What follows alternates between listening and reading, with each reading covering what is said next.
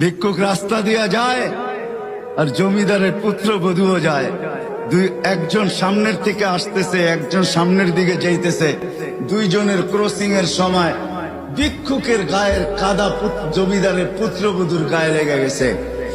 সে দুনিয়া আন্ধার করে ফেলছে, স্বামীকে ডাইকা নিয়ে আসছে, বলছে ভিক্ষুক আমার কাপড় নষ্ট করে দিছে। সে শুধু ভিক্ষুক ছিল না, বৃদ্ধ ছিল। বৃদ্ধ ছিল না শুধু, জীর্ণ ছিল, শীর্ণ ছিল। শরীরে কাপড় ছিল না, ফাটা চিরা কাপড় ছিল।